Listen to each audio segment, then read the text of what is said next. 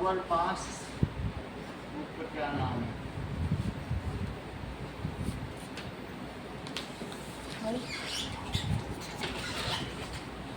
पहला चैप्टर देखो, इसमें क्या दिखाया गया है कि हाउ, व्हेन एंड वेयर। ठीक है, हिस्ट्री की बुक लाए हो आरुष? ठीक है, निकालो हाउ, व्हेन एंड वेयर। इसमें पहले डायग्राम में तुम क्या देख रहे हो? बहुत बड़ा एक पिक्चरस डायग्राम बना है। How, when and where. Answer sheet जमा कर दीजिएगा। तो the British residence of fort of Poona concluding a treaty, यहाँ पर दिखाया गया है कि इसमें ब्रिटिश रेजिडेंस देखो कैसे गद्दे पर बैठा हुआ है और वो पूना के राजा के साथ 1790 में ट्रीटी साइन कर रहा है। पहला पेज देखो, यहाँ पर दिखाया गया क्या? When, where and how. कोई बात नहीं, तो ऐसी स्थिति में ऐसा आपको दिखाया गया।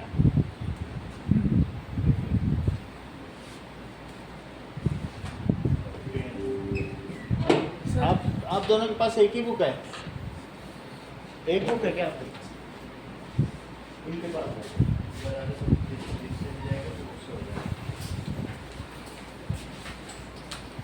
चलो, तो क्या दिखाया गया है? देखो पहले डायग्राम में इसमें दिखाया गया है कि एक ब्रिटिश रेजिडेंट है। रेजिडेंट का मतलब है ऑफिशियल। तो पहले जो मुगल होते थे, जो ये तो तुमको मालूम है कि पहले मुगलों का शासन था। अब मुगलों के बाद जो जहांगीर की बेटी को एक वहाँ के ब्रिटिश डॉक्टर ने ठीक कर दिया था, तो उसने कहा कि भाई हमको यहाँ पर आप कुछ राइट्स दे दो कि हमको टैक्स फ्री कर दो, जो हमारा सामान है वो क्या कर दो, टैक्स। जहांगीर को सब लोग टैक्स देते थे। जहांगीर उस समय काफ़ी उसकी वो थी, तो टैक्स देते थे। ये 1630 की बात है। तो उसने कहा ठीक है, तुमने मेरी बेटी को ठीक किया, हम टैक्स फ्री कर देते हैं। धीरे धीरे उन्होंने फिर क्या किया, जहाँ पर अपनी कॉलोनीज, छोटी छोटी कॉलोनी, फोर्ट्रेस बनाई, छोटे छोटे किले बनाए, फिर उसमें समुद्र के किनारे किले बनाए और समुद्र से वहाँ से ब्रिटेन से हथियार ला के जमा कर दिए। और धीरे धीरे फिर उन्होंने क्या किया, एक हमारे यहाँ पर गद्दार था मीर जाफर, बंगाल में। बंगाल में कौन था? उसने, वो सेनापति था। तो उसको इन लोगों ने बोल दिया हम तुमको राजा बना देंगे जब हम पर ये आक्रमण करेगा ना सिराजुद्दौला। वहाँ पर सिराजुद्दौला ने कहा तुम लोगों ने किले क्यों बना रखे हैं और इनमें बंदूकें क्यों रखी हैं और तुम पे अब आक्रमण किया जाएगा। तो फिर सेनाएं आमने सामने हो गई। ब्रिटिश के पास बहुत थोड़ी सेना थी, 2100 लोग के बस, और इनकी 10,000 की सेना थी सिराजुद्दौला की। लेकिन जब इसने कहा मीर जाफर इन पे आक्रमण कर दो, तो मीर जाफर मुड़ा, बोला सिराजुद्दौला को गोली मार, अपने ही राजा को। अब फिर उससे क्या होगा बताओ? जो बाकी की प्रजा उनकी होगी। मतलब जब वो उसकी ओर मिल गया, ब्रिटिश की ओर थोड़े से लोग थे, उनकी ओर मिल गया पैसे के चक्कर में, है ना। तो और फिर उन्होंने मीर जाफर को बैठा दिया। मीर जाफर से कहा तुम ही राजा हो, लेकिन तुम हमारे हिसाब से चलोगे। मीर जाफर नहीं चला इनके हिसाब से। मीर जाफर को उतार के उसको फांसी दे दी, मीर कासिम को बैठा दिया। 2-4 को इधर उधर किया, फिर खुद बैठा। बात तुम्हें समझ में आ गई कि क्या किया? तो इस तरीके से जब एक देश दूसरे देश से तेजस व्यापार करता है तो उसको टैक्स देना पड़ता है। तो अभी आपने देखा कि जहांगीर की बेटी को जब इन्होंने ठीक कर दिया तो फिर टैक्स फ्री करा लिया कि नहीं। और उन्होंने बोला हमको थोड़ी टेरिटरी दे दो जिसमें हम टैक्स नहीं देंगे अपने सामान के लिए। और फिर जो दूसरे लोग थे यहाँ के भी व्यापारी थे, उन्होंने कहा तो हमारी तरफ से भेजो, हमको टैक्स फ्री है, हम कहेंगे हमारा सामान जा रहा है। उनसे टैक्स ले लेते थे। भारतीयों का जो सामान कहीं और ज़्यादा था ना, कहते थे तुम हमारे थ्रू भेज दो। तो जो सरकार को और लोगों से मिलने वाला टैक्स था वो भी खत्म हो गया। सरकार को और लोग तो देते थे ना, सरकार ने तुमको छूट दे रखी है। तुम कह दो हमको तो सिनेमा हॉल में जाने की छूट है, चलो अच्छा 4 लोग और आओ हमारे साथ, आओ, सब 10-10 रुपये में देना। वही हाल करती है। तो फिर सिनेमा हॉल के मालिक को कभी फ़ायदा होगा? तुम ही सबको लिए चले जा रहे, तुमको छूट मिली कि सब पूरे हॉल को भरने की छूट मिल गई तुमको? पूरे हॉल को भरने में मिल सकती है। नहीं, अगर मान लो तुमको मिली है और तुम कह दो हमारे पास कार्ड है, ये सब हमारे आदमी हैं, ये मेरे मामा, ये ताता, चाचा, ये ताऊ, चलो सब ऐसे रोज रोज करो तो क्या होगा? तो ऐसा ब्रिटिश करने लगे। तो अब जो पहला डायग्राम है उसमें उन्होंने क्या दिखाया है ये दिखाया है कि 1670 में देखो एक गद्दे पर ब्रिटिश व्यक्ति बैठा हुआ है, क्या आप देख रहे हैं? हाँ। गद्दे पर कौन बैठा? पहला बड़ा फिगर देखो, ये वाला और ये गद्दे पर कौन बैठा बोलो? ये एक बड़ी हाँ, गद्दे, कहाँ ये है? ब्रिटिश है। ब्रिटिश है। हाँ देख लो, चेहरा देखो, ठीक है। और ये वहाँ के और भी लोग बैठे हैं, और वहाँ पे साइन हो रहा है कि जो तुम लोग हो मेरे अंडर में काम करोगे, ऐसा साइन करा है। सही है। अभी हम पूरा पढ़ के बताएंगे, पूरा पैक्ट समझ में आ गया ना? पैक्ट का मतलब समझौता होता है। ओके, देखिए अब दूसरा डायग्राम देखो, इसमें क्या दिखाया गया है? How important is the date.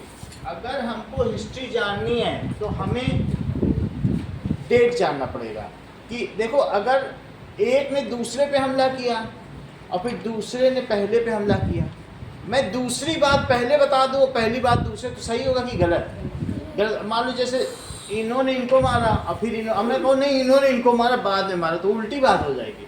तो डेट इसलिए इम्पोर्टेंट है, अगर हमको सीख लेनी है तो हमको हिस्ट्री से शिक्षा लेनी पड़ेगी। अगर हमें ब्रिटिशर्स के बारे में सोचना है तो अगर मैंने हिस्ट्री पढ़ ली है तो हम पढ़ लेंगे ब्रिटिशर्स धोखेबाज होते हैं। अगर नहीं पढ़ेंगे तो हमें पता चलेगा, लेकिन वो कब से कब तक रहे, क्या क्या लिया, तो डेट्स के हिसाब से हम देखेंगे किसके बाद। तो डेट इम्पॉर्टेंट है। पहली बात, कैसे हुआ, कब हुआ। वहन का क्या मतलब है? कब हुआ, कहाँ हुआ, हुआ कैसे हुआ, कैसे ब्रिटिशर्स आए, ब्रिटिशर्स कैसे आगे बताओ। Because we were split. कैसे हुआ, क्यों आए ब्रिटिशर्स बताओ? क्योंकि हम लोग कैसे थे बताइए, आपस में ही लड़ा करते थे। राजपूत मराठे से लड़ रहे हैं, बहुत राजपूत ही आपस में लड़ते थे, शक्तिशाली सबसे ज़्यादा थे। लेकिन भारत 567 रियासतों में बटा था। जिस देश में 560 राजा हों, बताओ वो कोई देश है? और आपस में लड़ रहे हैं, तो उसका कोई फ़ायदा नहीं उठाएगा। यही फ़ायदा बाबर ने उठाया, मुगलों ने। पहले मुगलों ने यहाँ पर किया, फिर मुगलों में फिर कमज़ोर होने लगे, धीरे धीरे राजा विलासी होते गए। बाबर हुआ, फिर उसका बेटा हुमायूं हुआ, फिर जहांगीर हुआ, फिर अकबर हुआ, फिर शाहजहाँ हुआ, फिर औरंगजेब हुआ, फिर शाह आलम द्वितीय हुआ, फिर बहादुर शाह जफर हुआ। ऐसे न जाने कितने होते रहे। फिर धीरे धीरे वो तो मोहम्मद शाह रंगीला तो ऐसा था कि वो बस शराब पीता था और नाच देखता रहता था, वो बस एक अपने घर में रहता था। तो ऐसा हो गया था। तो फिर क्या होगा बताओ, धीरे धीरे मुगलों का पतन हो गया। तो इस तरीके से हम क्या देखते हैं कि कैसे कब्जा कर लेंगे। ब्रिटिशर्स को उसने दे दिया था। हाँ। सारे एक्साइज ड्यूटी, सारे राइट्स दे दिए थे ब्रिटिशर्स को। अभी हमने मीर जाफर की कहानी तुमको बताई। मीर जाफर कहाँ था बताओ? मीर जाफर बंगाल में था, ठीक है। तो बंगाल में मीर जाफर था और उसने क्या किया, पहले तो ये कुछ ऐसा ये नहीं था ना पश्चिम बंगाल, वो बांग्लादेश कुछ नहीं था पहले, तो यहाँ का पूरा उसका प्रोविंस था। यहीं से ये आते थे अंग्रेज लोग समुद्र के रास्ते से, यहाँ से, ठीक है ना। तो हमने क्या देखा, ये जानते हो ये क्या चीज़ है? That is north America. और क्या है बोलो? South America. अच्छा, इसके बाद क्या है, यहाँ देखो तो ये ब्रिटिश साम्राज्य है। ब्रिटिश है, और ये ग्रीस है, ठीक है। और फिर और आगे बढ़ेंगे तो अफ्रीका, जानते हो अफ्रीकन कॉन्टिनेंट। फिर उसके बाद ये खाड़ी देश है, और आगे बढ़ जाए तो फिर दैट इज ये जापान है। ये क्या है, यहाँ ये जापान है। और फिर उसके बाद यहाँ पर ये भारत भी होगा, इसके आगे ये भारत है। तो अब आप देखिए, जो यहाँ पर आते थे लोग वो कहाँ से आते थे? ये देखो सर, ये अभी भी ऐसे ही है। हाँ, ये ऐसे ही तो है ये चीज़। तो तुमने ये देख लिया कि वर्ल्ड कैसे दिखता है। ओके, तो वर्ल्ड आपने देख लिया। अब इसमें देखो ब्रिटेन कहाँ पर है बताओ? और थोड़ा से बड़ा करो, वेस्ट में है वो। ये तो ये यहाँ पर ऐसे है और ये इस तरीके से ये जापान है। इतनी बात तो तुमको पता चल गई। और ये क्या है? ऑस्ट्रेलिया। और ये न्यूजीलैंड। ओके, तो यहाँ से ये आते थे और क्या करते थे बोलो, कि ब्रिटेन से यहाँ 6 महीने लगते। कितने महीने लगते थे? 6 महीने। 6 महीने। फिर 6 months लगते थे। और फिर धीरे धीरे यहाँ पर एक सुएज कैनल बन गई। यहाँ पे क्या बन गई? फिर इनको 3 हफ्ते लगने लगे। जो यहाँ पर आता था गवर्नर जनरल ऑफ इंडिया बनने, वो 6 महीने पहले वहाँ से चलता है, 6 महीने पानी में चल के आता है। बात समझ में आ गई? तो अब ये देखिए, तो कहने का मतलब है हमें ये सब समझना पड़ेगा। तो दूसरा फिगर अब देखो, थोड़ी बात तुम्हें पता चल गई। यहीं पे मीर जाफर था, और मीर जाफर कौन था? सेनापति। उसने क्या किया था? जो वहाँ उनका राजा था सिराजुद्दौला, वो भी एक मुगल ही था, हाँ। बस उसने उधर लड़ने की बजाय इधर हो गया अपने फायदे के लिए। उसे गद्दार कहेंगे कि नहीं? तो उसने फिर अंग्रेजों को एंट्री दे दी। अंग्रेज 2100 लोग थे, क्या वे कुछ कर पाते हैं? नहीं कर पाते। अगर वो उन्हीं को मार देता तो फिर कभी अंग्रेज हमारे यहाँ शोषण न कर पाते, भाग जाते। लेकिन उसे गद्दार कहा जाता। अब देखिए, तो अगला ये देखो, इसमें तुमको ये भी जानना चाहिए कि इतना जो है ये यूरोप कहा जाता है, और इतना क्या कहा जाता है? एशिया। एशिया। और ये इंग्लैंड है, जो ब्रिटिश हुकूमत है, ब्रिटिश, ये इंडिया है। ठीक है। अगले फिगर में प्रत्युष तुमको क्या दिखाई पड़ रहा है, ये भी बताओ। That is Brahmins offering the shastras to Britannia. That is front piece of first map. ये ब्राह्मण्स लोग जो पहले थे, ये क्या करते थे? That is produced by James Rennell. James Rennell क्या थे? Asked by the Robert Clive to produce maps. यहाँ पर एक देखो, ये मद्रास था, अभी जिसे चेन्नई कहते हैं ना हेमंत, उसे पहले क्या कहते थे? पहले मद्रास था। मद्रास कहते थे। और मद्रास का उस समय जो गवर्नर था वो क्लाइव लाइट था। कौन था? भारत में कई प्रोविंस थे, एक देखो ये मद्रास प्रोविंस था, और ये कौन सा था बताओ? बंगाल। अभी बताया कि नहीं? बंगाल प्रोविंस। बंगाल। और ये मुंबई था, बॉम्बे, इसे क्या कहते थे? मुंबई। बॉम्बे। अभी तो मुंबई हो गया है, पहले इसका क्या नाम था? बॉम्बे प्रेसिडेंसी। अच्छा, यहाँ अवध था, यहाँ कौन सा था बोलो? अवध। अवध, अवध, वैसे हिंदी में अवध कहते हैं। अच्छा, सबके अलग अलग गवर्नर थे, और सबका जो हेड था उसको कहते हैं गवर्नर जनरल ऑफ इंडिया। क्या कहेंगे? Governor general of India. तो वो वहां से होता था। सबसे पहले भारत में यहाँ पर देखो, तुमको मालूम है कि इन लोगों ने क्या सुन लिया? इन लोगों ने सुन लिया कि भारत एक सोने की चिड़िया, गोल्डन बर्ड है, वहाँ बहुत मसाले होते हैं, बहुत बढ़िया तरीके का फ्लैंडेट यानी कॉटन होता है, बहुत अच्छी अच्छी चीज़ें होती हैं। तो इन्होंने सोचा भारत की एक बार पता किया जाए, क्योंकि यहाँ के जो स्पाइसेस हैं, मसाले, वो बहुत फेमस थे और बहुत ट्रेड के लिए भी माना जाता था। इन्होंने सबसे पहले यहाँ से अमेरिगो को भेजा, 3 बड़े बड़े जहाज़ों के साथ। तो वो वहाँ से कहाँ चला गया? दैट इज यहाँ पर इधर चला गया, वो यहाँ पे आ गया, बोला यही भारत है, यही भारत। कहाँ पहुँच गया बोलो? अमेरिगो। तो उसने यहाँ के लोगों को, वो रेड कलर के थे, उनको रेड इंडियन आज भी कहा जाता है। क्या कहा जाता है? Red Indians. तो फिर उन आ गया, लेकिन बोले वहाँ कुछ भी नहीं है, एक ऐसा भारत है, यहाँ तो सब लोग आदिवासी रहते हैं। वो आके उसने वहाँ की रानी विक्टोरिया को रिपोर्ट कर दिया कि वहाँ भारत में ऐसा कुछ नहीं, कौन सोने की चिड़िया कहता है। तो फिर उसको वापस लेके फिर उन्होंने कोलंबस को भेजा, विक्टोरिया ने कहा जो तुम भी पता लगाओ, ये कह रहा कुछ है नहीं और देखो।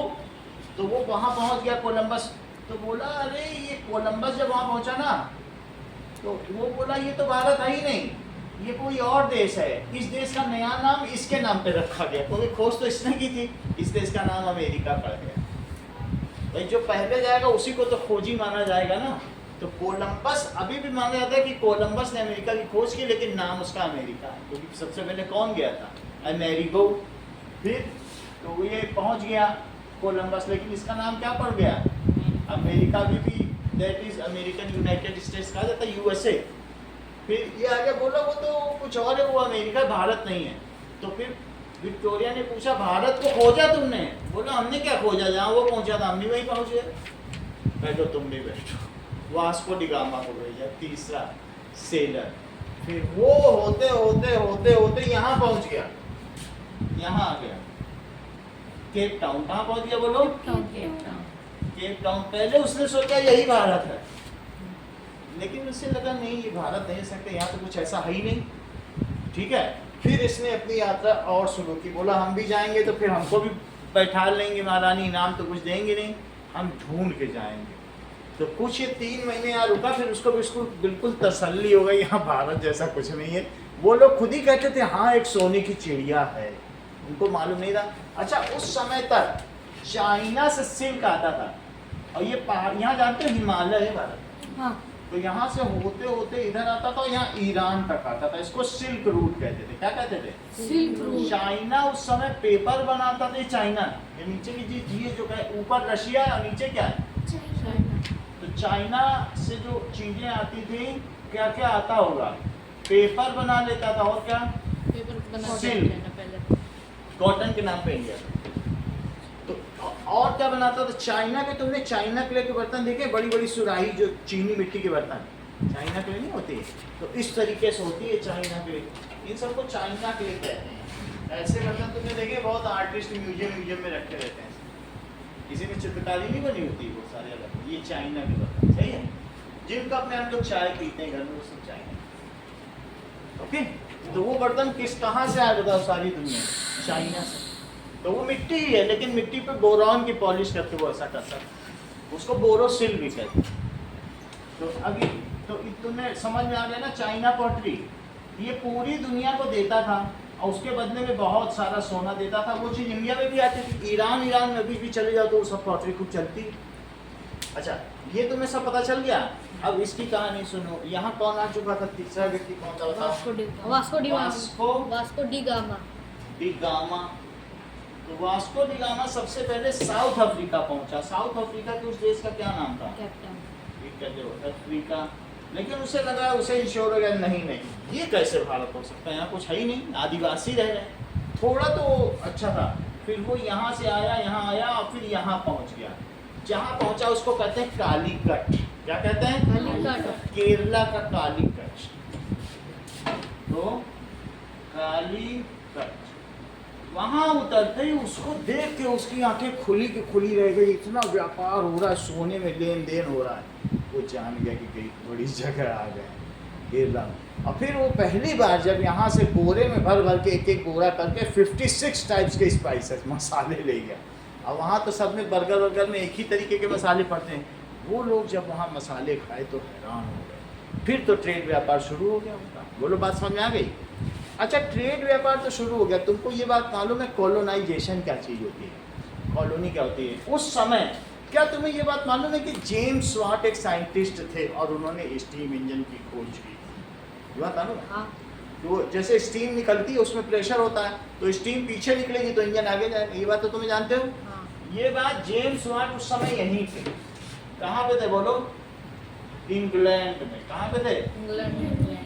इंग्लैंड में उन्होंने भाप वाला इंजन बना डाला। क्या बना डाला? Steam engine. स्टीम इंजन बनाया। फिर क्या था? और एक ऐसी मशीन बनाई जिसका नाम था स्पिनिंग जेनी।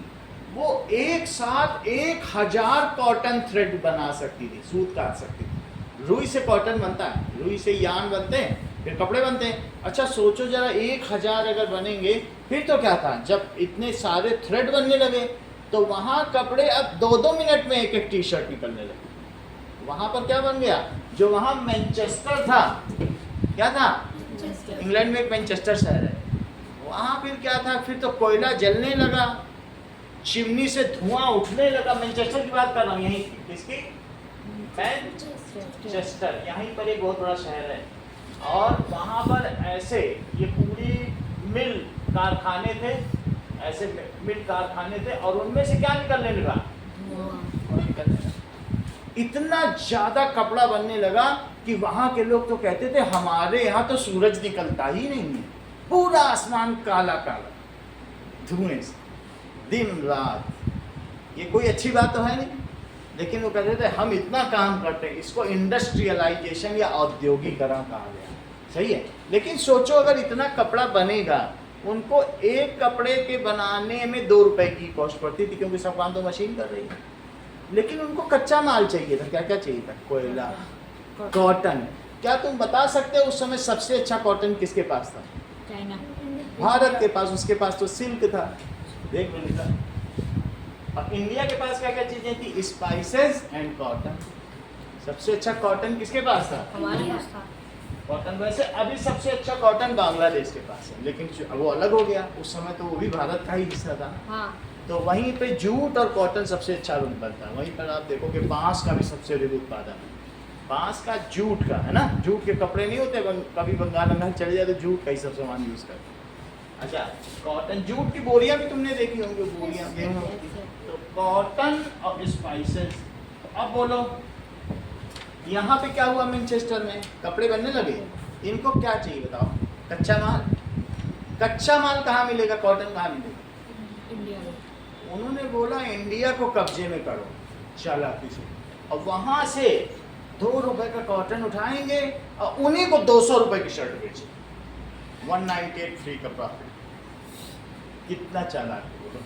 तो मतलब हमारी चीज लेके हम ही को बेचते हमसे हैं। कच्चा माल लेते थे, हाँ और कच्चा माल ले जाने के लिए जहांगीर ने तो उन्हें ट्रेड फ्री कर ही दिया था, कोई टैक्स तो देना नहीं था, बस वो उठा के ले जाते थे, और वहाँ से 200 रुपए की शर्ट ले आए, और यहाँ के सारी इंडस्ट्रीज को, सारे कपड़े के कारखाने को उन्होंने बैन कर दिया, सबको बैन, और सबसे नील की खेती कराई, चलो तुम इंडिगो प्लांटेशन करो किसानों से। अब तो फिर बोलो जब यहाँ कपड़े ही नहीं रहेंगे तो हम लोग क्या करेंगे, उन्हीं के बनाए कपड़े खरीदेंगे, अपना माल क्यों, क्योंकि यहाँ भीड़ थी, इतनी बड़ी जनसंख्या, आसानी से उनका माल बिक जाता था। सबसे ज़्यादा 1/6 पॉपुलेशन तो हमारी है पूरे वर्ल्ड की, तो उनको मार्केट भी मिल गई, और यहाँ के फ्री के लेबर भी मिल गए। क्यों फ्री के लेबर मिल गए, उन्होंने बोला अब यहाँ से कॉटन उठा के केप टाउन में रखेंगे।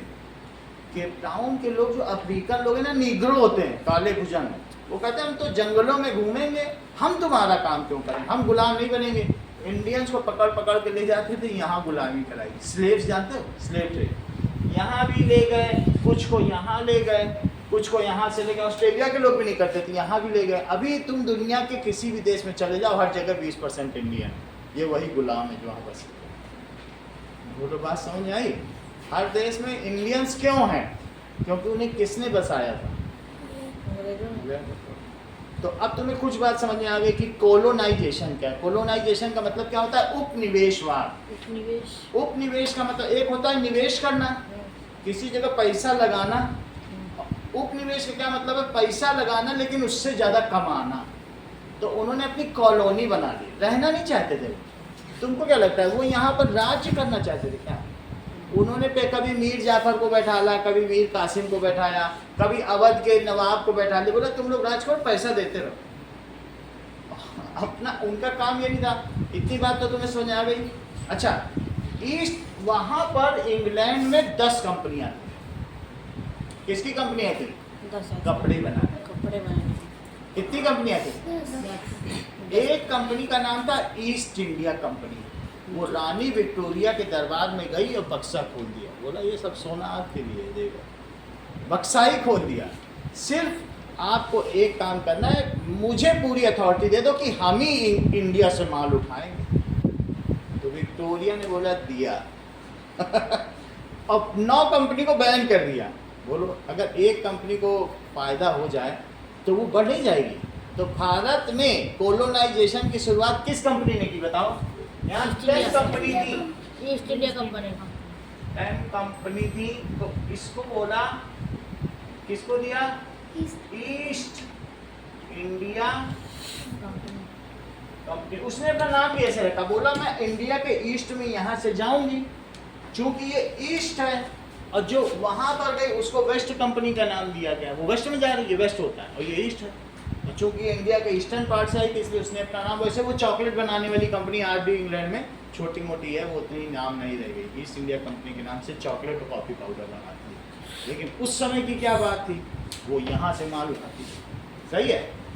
जब वास्को डिगामा ने यहाँ की खोज कर ली थी तो यहाँ इंग्लैंड था, यहाँ कौन था बोलो? फ्रांस। यहाँ कौन था? स्पेन यानी पुर्तगाल। इसके अलावा जर्मनी, ये जर्मनी है। ये देश भी टूट पड़े, कहें हम भी भारत जाएंगे, हम भी भारत जाएंगे। हम क्योंकि जेम्स वाट ने जो इंजन बनाया और रेलगाड़ी का भी आविष्कार हो गया, धड़ाधड़ यहाँ से सामान कोस्टल एरिया में समुद्र तक पहुँचाया जाता था ट्रेन से, और फिर ट्रेन से जहाज़ों में भर भर के सब जगह बेच दिया जाता। ट्रेन भी तो चाहिए ना सामान लोड करने के लिए, तो ट्रेन भी थी। और स्पिनिंग जेनी हमने बताया ना, ऐसा कारखाना, वो हम सब वीडियो दिखाएंगे, ऐसा कारखाना था, एक साथ हजारों सूत निकलते थे, वहाँ से कपड़ा निकल जाता था। तो बोलो कौन कौन से देश अब भारत में कॉलोनी बनाना चाहते हैं? नाम पढ़ो यूरोप के। Germany, France, Spain. सही है, ये सब निकल पड़े, हम भी माल खरीदेंगे, क्योंकि इसने इसको बोला था। लेकिन क्या ये दूसरे देशों को मना कर सकता है कि तुम मत जाओ? उनके तो नाविक जाएंगे ही। और ये सब आते थे, तो जब आते थे तो सबके जहाज एक साथ आते थे, वो उनका जहाज डुबो देते थे, वो उनका जहाज डुबो देते, पहुंचता किसी एक ही का था। समुद्र में ही लड़ाई करते थे, हम जाएंगे, कोई माल लेकर आ उसी का डुबो। बोलो बात समझ आई? ये भी काम होता था। अब हम लोग आते हैं, अब तुम थोड़ी थोड़ी चीज जान गए हो। जब तुम इतना जान गए तो अब तुम पहला चित्र भी जान जाओ। पहला चित्र देखो, पहले चित्र में हमने क्या बताया? मद्रास में कौन गवर्नर था? बोलो गवर्नर। ये कौन कौन सी प्रोविंस थी? इधर ध्यान दो। Bombay presidency, Awadh presidency, Bengal presidency, Madras presidency. सही है? ये सारी जो प्रेसिडेंसी थी, इन सब में गवर्नर होते थे, और सबका जो हेड होता था उसका नाम क्या था? Governor general of India. वो जो सबसे बड़ा था उसका क्या नाम था? Governor general of India. तो वो ईस्ट इंडिया कंपनी नियुक्त करती थी। क्या तुम्हें मालूम है जो गवर्नर जनरल ऑफ इंडिया है, अगले पेज की सबसे नीचे की लाइन में उन सब के नाम लिखे हैं? क्या ये बात तुमने देखी? देखो अगले पेज में, यहाँ क्या क्या नाम लिखे? बोलो। The rule of first governor general, पहला नाम क्या है? बोलो। Warren Hastings. पहला गवर्नर जनरल कौन था? बोलो। भारत में सबसे पहला गवर्नर जनरल कौन आया? लवलेश। Warren Hasting. ये कौन है? ये सभी गवर्नर का हेड होता था। अभी भी हर जगह के राज्यपाल को गवर्नर कहते हैं। तुमको ये बात मालूम है? हम लोग इंग्लिश का बहुत, अंग्रेजों का बहुत सारा कॉन्स्टिट्यूशन अभी फॉलो करें। अभी भी तो गवर्नर ही होते हैं, राज्यपाल, चीफ मिनिस्टर और गवर्नर दो ही लोग होते हैं। तो उन गवर्नर के ऊपर कौन रहता था? बोलो। Governor general of India. पहला कौन सा था? नाम पढ़ो। हेस्टिंग। ये सबसे पहला है। दूसरा नाम किसका है? That is Lord mountain. अगले देखो, दैट इज वेस्ले। अगले पेज पे देखो, दैट इज वेलेसे। तीसरा कौन था? Lord Bentinck. लॉर्ड सब में लगाना, लॉर्ड वेस्ले। लॉर्ड लगाना जरूरी है, नहीं तो फिर आ जाएंगे इंग्लैंड वाले। लॉर्ड, लॉर्ड किस लिए लिखते हैं? भगवान, उनको भगवान मानो। Lord Bentinck. चौथा कौन था? बोलो। डलहौजी। ठीक है, डलहौजी, जिसकी झांसी की रानी से लड़ाई हुई थी, उसने मार दिया था। लॉर्ड डलहौजी। डलहौजी। लॉर्ड डलहौजी। डलहौजी। फिर उसके बाद कौन बना? कैनिंग, जिसने मार दिया था झांसी की रानी को। हाँ, Lord Canning. Lord, that is Canning. फिर लॉरेंस, लॉर्ड लॉरेंस। लाइटन, लॉर्ड लाइटन। लॉरेंस। अगला क्या है? Lord Ripon. लॉर्ड लाइटन। कुछ कुछ तो बहुत फेमस हुए हैं। लॉर्ड लाइटन। ये तो कौन सा है? लॉर्ड कुर्जन। रिपॉन भी हुआ है। लॉर्ड रिपॉन। ये सब पैसा बना बना के भारत से अपनी जगह पे गए हैं। और लॉर्ड कुर्जन। पूरी बातें थोड़ी ना बता देते ईस्ट इंडिया कंपनी को क्या क्या पैसा कमाया। लॉर्ड हार्डिंग और Lord Irwin. Lord Hardinge and Lord Irwin, ये सब होते। अब देखो इसका क्या मतलब है? फिर ये जब लॉर्ड इरविन हुआ, इसके बाद ये कब तक ये हुए बोलो, ये 1630 जब से इनको मिल गया, जब से ईस्ट इंडिया कंपनी आ गई ना। अब 1857 का भारत का प्रथम स्वतंत्रता संग्राम तो जानते हो, फर्स्ट जिसमें वो मंगल पांडे ने बंदूक उठा ली थी, एक तुमने पढ़ा है कि नहीं, और फिर उसको फिर फांसी दे दी गई थी। तो वो चाहता था लड़ाई करना, वो मारना चाहता था, लेकिन उसके पहले उसको फांसी हो गई, इतनी बात जानते हो। तो उसको कहते हैं उसके बाद अंग्रेज 1857, भाग गए। क्या वो बोलो, 1857 का फर्स्ट फ्रीडम स्ट्रगल, उसे क्या कहते हैं, फर्स्ट फ्रीडम स्ट्रगल। तो इससे क्या हुआ, जो वहां की महारानी विक्टोरिया बैठी थी, वो बोली तुम कैसा शासन चला रहे हो, तुम्हारे खिलाफ वहां मंगल पांडे उठ गया और सारे सैनिक विद्रोह कर रहे, चलो अब तुम ईस्ट इंडिया से कहा चलो वापस आ जाओ। वापस बुला लिया ईस्ट इंडिया कंपनी, बोला तुम लोग नहीं चला पाओगे, तुम लोग व्यापारी हो, तुम्हारे खिलाफ हिंदुस्तानी क्या कर रहे हैं, विद्रोह कर रहे हैं, तुम वापस आ जाओ, हम ब्रिटिश सेना भेजेंगे। उसने फिर फुल नेवल ट्रूप भेज दिए विक्टोरिया ने, और बोला अब से गवर्नर जनरल ऑफ इंडिया में नहीं बैठेगा, तुम अपना जनरल बुला लो, हम वायसराय बनाएंगे।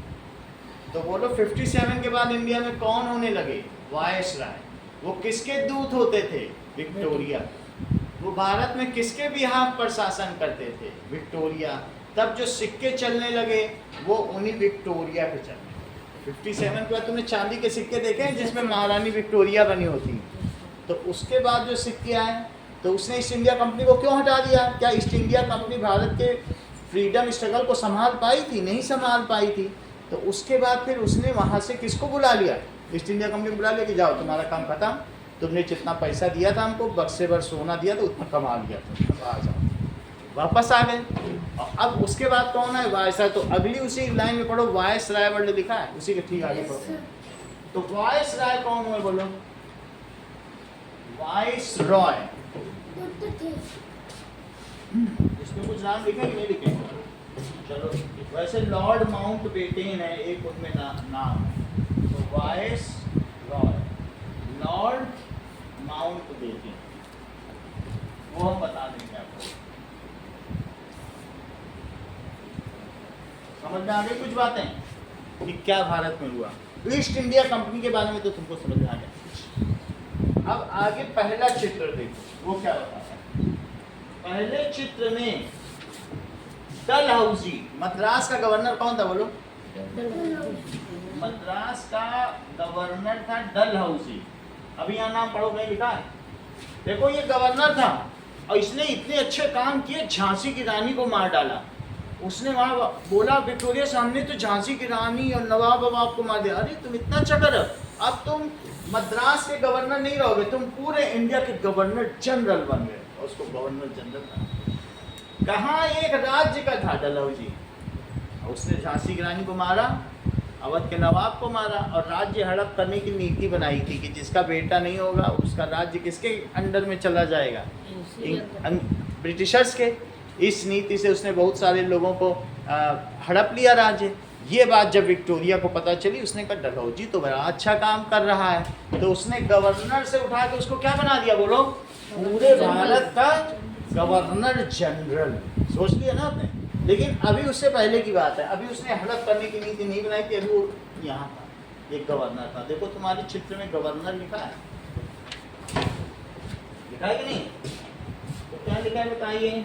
ग्रामीण offering, Rennell was asked by Robert Clive to map, तो रेनल वाज रॉबर्ट क्लाइव, एक उस समय रॉबर्ट क्लाइव भी था, ये तो डलहौजी है, उस यहीं पर एक रॉबर्ट क्लाइव भी था। तो क्लाइव ने बोला अंग्रेजों से कि मैप बनाओ भारत में। क्यों मैप बनाओ बताओ, डलहौजी था उससे पहले की बात आ रही। क्लाइव ने क्या बोला अंग्रेजों से, ब्रिटिशर से, ईस्ट इंडिया कंपनी का, पूरा मैप बनाओ। तो उन्होंने मैप नहीं बनाया, वो पहले जो वैदिक काल के लोग थे उन्होंने पहले से ही भारत के सब मैप बना रखे थे, उन्हीं से मैप ले लिया ब्राह्मण से। तो क्या तुम्हारे इस चित्र में ब्राह्मण को मैप हैंड ओवर करते हुए दिखाया गया है, चेक करो।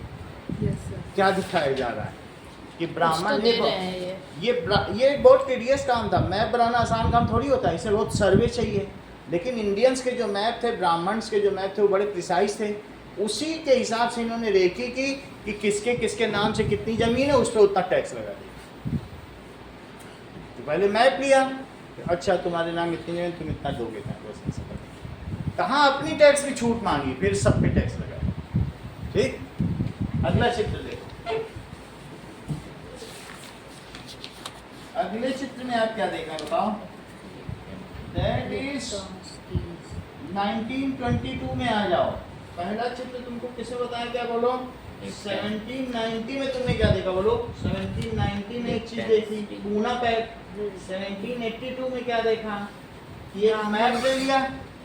और 17 अगला देखो, ये चित्र किसके बता रहा है? 1922।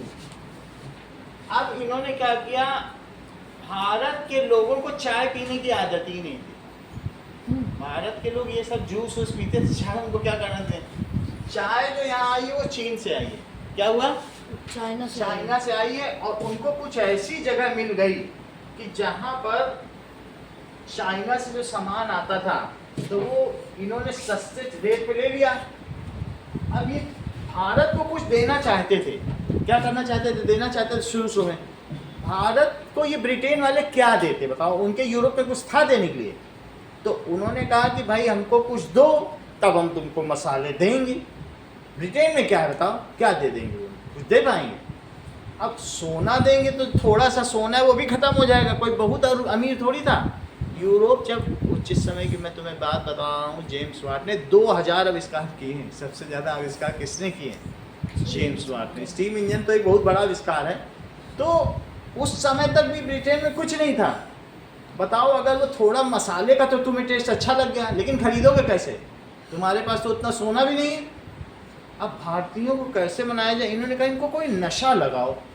नशा अगर हो जाएगा तो ये बस उसी को खाएंगे पिएंगे और हमको दे देंगे मसाला। तो इन्होंने, इनके कुछ जहाज पहुंचे चाइना।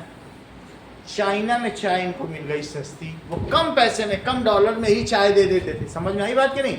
वो चाय इन्होंने इंडिया में फ्री में बांटी, बोले ऐसे ही पियो। और जहाँ 3-4 महीने लोगों ने चाय पी, बोले ये तो बहुत अच्छी चीज़ है।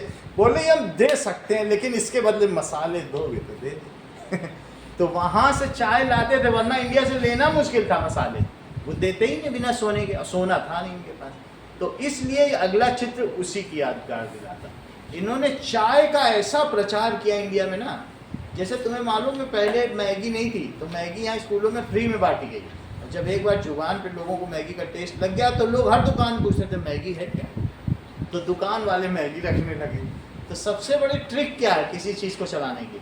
उसको लोगों में फ्री में बांट दो। अगर तुम्हारा प्रोडक्ट अच्छा है, महीने भर के अंदर मार्केट में आएगा। यही काम इन्होंने किया। बोलो बात समझ में आई कि नहीं? तो अब उसमें क्या दिखाया जा रहा है कि दिखाया जा रहा है कि रानी विक्टोरिया का लड़का, देख लो चित्र बना भाई, ये है यहाँ पे बैठा हुआ। रानी विक्टोरिया का लड़का घोड़े में बैठ के चाय पी रहा है। अच्छा, ये सोचो, कह रहे हैं कि तुम्हें भी राजा बनना है तो तुम भी चाय पियो। ये इससे अच्छा क्या तरीका हो सकता है? हो सकता है कुछ क्या? तो ये दिखाया इन्होंने कि किसी भी चीज़ को प्रमोट करने के लिए लोग पी नहीं रहा, लेकिन एक लिप्टन टी तो नीचे लिख दिया ना। तो इससे क्या पता चलता है कि राजा लोग पीते हैं तब राजा बन पाते हैं, तो तुम भी पियो। इस तरीके से उन्होंने अपनी चाय का प्रचार किया। बोलो बात समझ में आ गई आपको? अब आगे देखो, चौथे चित्र में तुम क्या समझते हो? फोर्थ भी डायग्राम तो देखो और इसके बारे में बताओ, ये क्या कह रहा है? First governor That is Warren Hastings became first Governor General of India in 1773। ये बना, देख लो यहाँ हमने लिख दिया 1773। ध्यान दीजिए, 1630 में इनको सारे ट्रेड में एग्जम्पशन मिल गया था। तो एग्जम्पशन हो गया था इससे, बोलो फ्रॉम ट्रेड ड्यूटी। किससे पाया था भाई? जहांगीर। जहांगीर ने इनको बोला ठीक है, जहां जहां मेरा राज्य तुमसे पैसा नहीं ले जाएगा। और वहां से धीरे धीरे बढ़ते बढ़ते कितना साल लग गया सोचो? 140 साल। एक लो 1630 कहाँ 1773, लेकिन 1773 तक इनका जबरदस्त पूरे भारत में कब्जा हो चुका। धीरे धीरे बढ़ता गया। 100 सालों में इन्होंने अपना पूरा कब्जा पूरे भारत में कर लिया। न किया होता तो गवर्नर जनरल कैसे बनता? वो तो पूरे सभी गवर्नर का जनरल है ना। तो समझो 140 साल बन गए। तो आप इस समय आए थे, इस समय बन गए। सही।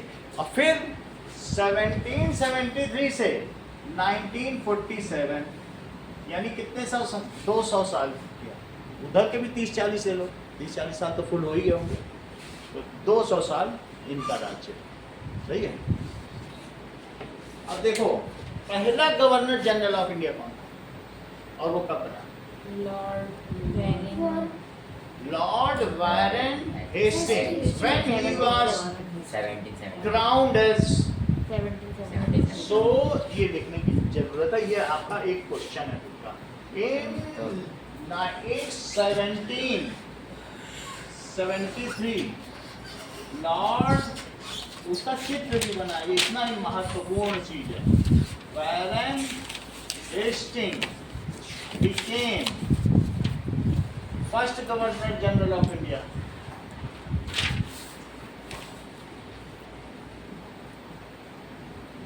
General of India. कितनी बात लवली समझ में आई?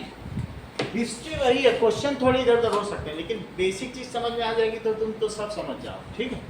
अब आगे देखो, अगला चित्र देखिए। एक इसी में 18 जस्ट उसी के ठीक नीचे देखो 1817 में क्या हुआ, ये मेन है इसका पहला क्वेश्चन। जेम्स मिल थे, वो कौन थे बोलो? जेम्स मिल स्कॉटिश इकोनॉमिस्ट। अभी तुम्हें ये मालूम है, अभी तुमको एक चित्र बना के भेजा था ऐसे, और फिर यहाँ पर ऐसे मैंने बताया था इटली है, और फिर इसके बाद अफ्रीका दिखाया था कि नहीं, और फिर इसके बाद अफ्रीका के बाद एक गल्फ कंट्री आ गया था, ऐसे दिखाया था। ये देखो, ये जो चीज है ना, ये क्या था बोलो? ब्रिटेन। क्या था? ब्रिटेन। और ये क्या था? ये स्कॉटलैंड। इसे क्या कहेंगे? स्कॉटलैंड। स्कॉटलैंड। इसे इधर क्या कहेंगे? आयरलैंड। आयरलैंड। इसे क्या कहेंगे? वेल्स। ठीक है, 4 देश थे। कौन कौन से बताओ? स्कॉटलैंड और ब्रिटेन। इन दोनों को मिलाया और उसको क्या बना? तुम्हें मालूम है? तुमने ये भी जानते। तुमसे पूछा, छीन लिया सवाल तुमने, चलो कोई बात नहीं, अब छोड़ो, छीन लिया कोई ऐसा इशू नहीं। इन दोनों को मिला के उन्होंने ग्रेट ब्रिटेन बोल दिया, फिर ये भी मिल गया तो क्या बना? अब किसी को नहीं देना सवाल, नाखून खाते रहो, बोलते रहो, कोई दिक्कत नहीं है। आप खाइए, टेस्ट अच्छा होता है, मैं उसकी बात नहीं कर रहा हूँ, लेकिन तुम बोलो दैट इज यूनाइटेड किंगडम। इसको भी हड़प लिया, इसको हड़पा तो ग्रेट ब्रिटेन, इसको हड़पा, बोला कंधे पे हाथ रखे, चलो अंदर तुम हमारे साथ। जबरदस्ती, कमजोर राज्य था, दे ऐसे ही मिला लिया। आज भी यहाँ के लोग, ये स्कॉटलैंड के लोग तो फ्रॉक पहन के बैग पाइपर बजाते हैं, वहाँ के लोग ऐसे ही, समझ आया? अब वहीं के कौन थे बोलो? जेम्स मिल। लिखा है स्कॉटिश, कर लो, स्कॉटलैंड के तो क्या बोला जाएगा? स्कॉटिश लिखा है उसके भी लाइन। तो जेम्स मिल वो कौन थे बोलो? फिलोसोफर। स्कॉटिश, स्कॉटलैंड के थे। ठीक है, वो वहाँ के इकोनॉमिस्ट थे। इकोनॉमिस्ट कौन होता है कि कैसे अपने देश का पैसा बढ़ेगा, इकोनॉमिस्ट थे। और क्या था? फिलोसोफर, जो बहुत चीजें जानते हैं उनको क्या कहते हैं? दर्शन शास्त्री, फिलोसोफर थे। अच्छा, ये इन्होंने history of British India, Bharat में ब्रिटेन ने कैसे शासन किया, 3 मोटी मोटी किताब है, एक एक किताब 800 रुपए, दैट इज अब 3 किताबें इतनी मोटी मोटी इन्होंने लिखी। और क्या लिखा? British rule in India. इन्होंने कौन सी बुक लिखी? British rule in India. हाँ, पढ़िए है। तो अब उसी से जो तुम्हारी ये बुक बन गई, और ये उनकी लिखी हुई है, तो बोलो क्या उन्होंने पक्षपात नहीं किया होगा? एक स्कॉटलैंड का व्यक्ति हो, वो क्या ब्रिटेन का पक्षपात नहीं करेगा? तो इसलिए इस साल अगले महीने से तुम्हारी किताब चेंज हो रही है, क्योंकि तुम लॉर्ड मैकाले की शिक्षा नीति का पालन कर रहे हो, जो एक वायसराय था। मैं कॉलेज में है क्या? मैं कॉलेज नहीं है ना, तो यहाँ पे आएगा वो वायसराय लॉर्ड मैकाले। ठीक है, तो उसने बोला था कि भारत की सभी जो इधर वाले हैं, यहाँ वाले, ठीक है, इन सभी को क्या करना चाहिए, इनको ओरिएंटलिस्ट कहा जाता है। क्या कहा जाता है बोलो? ओरिएंटलिस्ट। इन्हें अपनी किताबें जला देनी चाहिए, ये कूड़ा है, और उसकी जगह एक ऐसी कबोर्ड में कुछ यूरोपियन किताबें रखें, वो ज़्यादा बेहतर है। उसकी जिसकी ऐसी नीति हो, क्या उसकी शिक्षा नीति हमें पढ़नी चाहिए? हम उसकी एजुकेशन पॉलिसी फॉलो कर रहे हैं पिछले 70 साल से, जिसने इंडियंस को कंडेम किया, इंडियन कल्चर को कंडेम किया और यूरोपियन कल्चर को कर दिया। हाँ उनको सुपीरियर दिखाया। That's why we are replacing, because our attitude is now inclined towards British. हम उनको अच्छा मानते हैं, तो हमें ऐसा नहीं करना चाहिए। हमारी अपनी कितनी बड़ी संस्कृति है। ऐसा ही जेम्स मिल भी था। जेम्स मिल को वो इससे वो इंस्पायर था कि James mill is a good person. तो ये कब की बात है बोलो? 1817, सही है। 1817 में जेम्स मिल था, एक फिलोसोफर था। इसने क्या किया? He has written in 3 volumes, that is the British rule in India. 3 volume है। सेकंड कॉपी मैंने पढ़ी है सेकंड कॉपी, इतनी बड़ी भाई सोचो। तो फिलोसोफर has written, ठीक है, British rule in India, history of British India.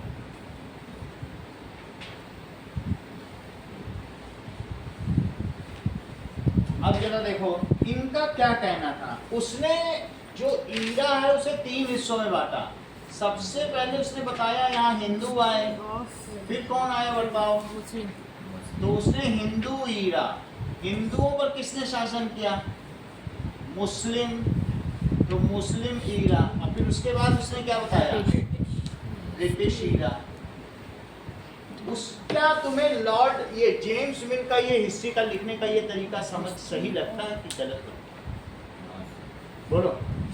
ये गलत है, क्योंकि ब्रिटिश अगर मुस्लिम एक राजा हो जाने से क्या वहाँ की लोगों का जो सारा धर्म है वो सब मुस्लिम हो जाएगा क्या? लोग तो वही है ना।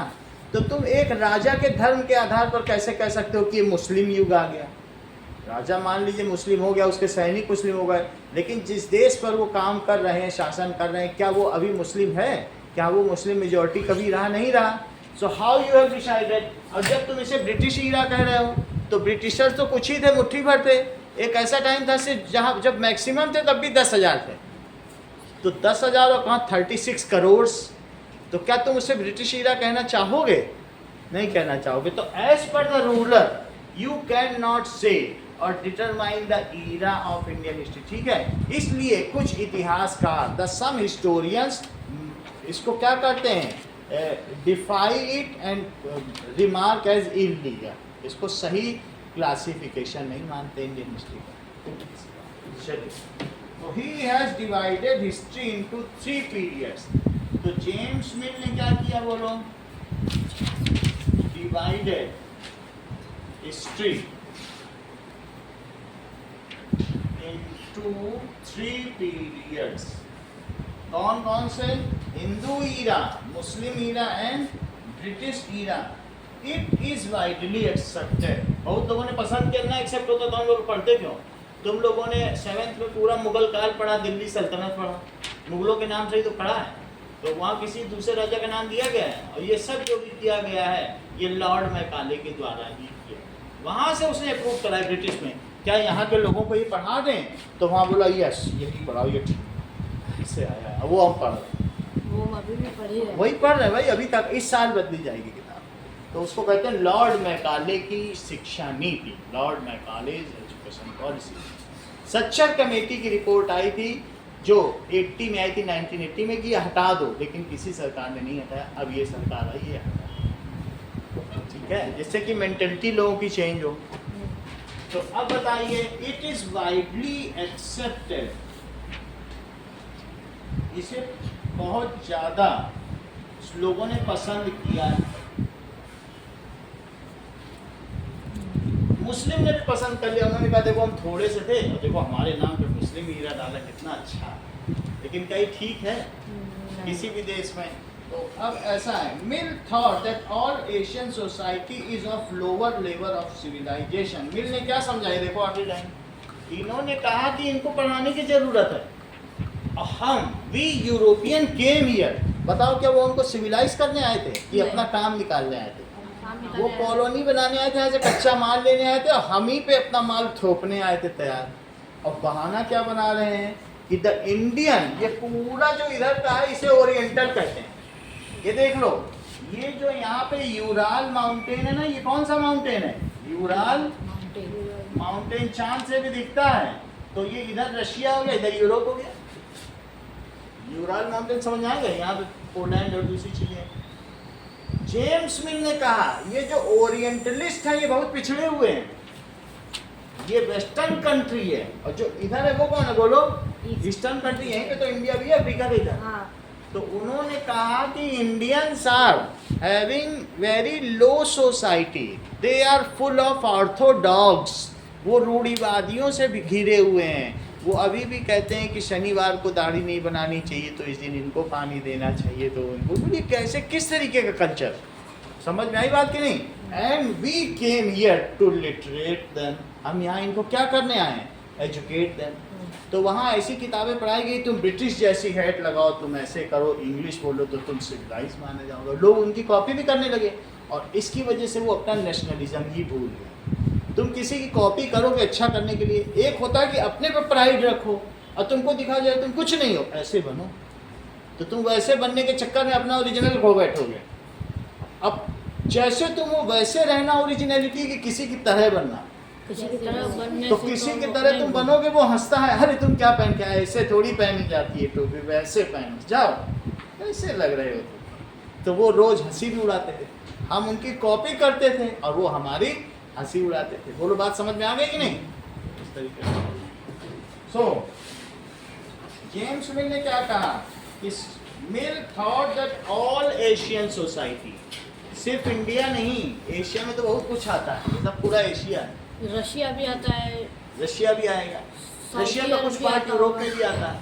तो जेम्स मिल ने क्या कहा? All Asian society are having a lower culture, less educated and full of ridicules and Orthodox.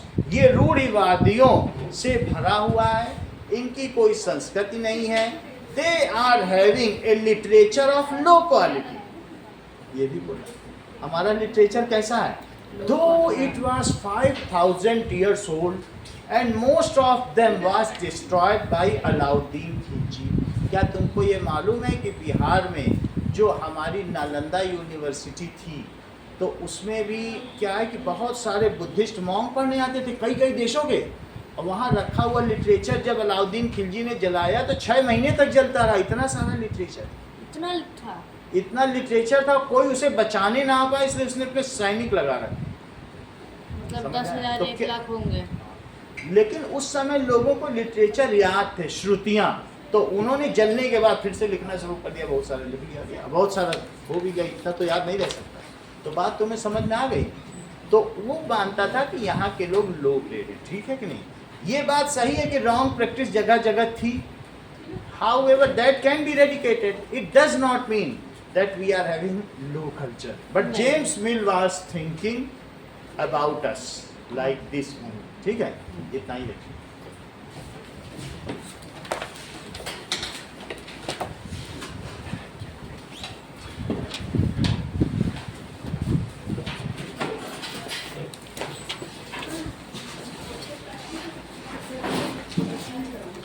कितने के हैं?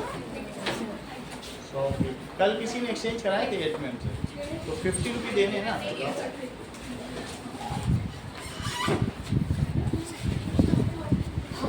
कल कॉपी लेके आइए आप लोग।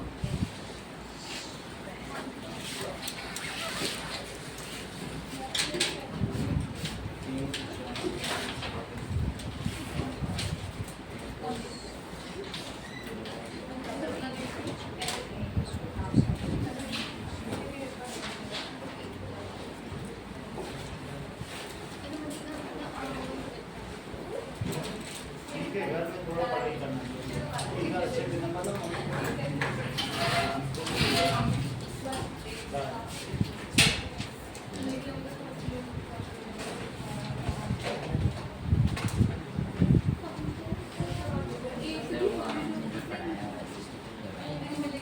एसटी का तो कल भी एसएसटी होगी, क्वेश्चन आंसर होगा तभी होगी, नहीं अभी कुछ नहीं। अभी मतलब जो संडे टेस्ट है उसमें कुछ नहीं आएगा। उसमें एसएसटी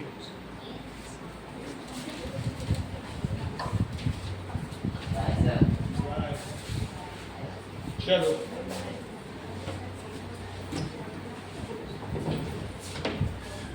ये 10th और 12th के तो मंथली टेस्ट हो रहे हैं, तुम लोग कुछ नहीं हो रहा हाँ?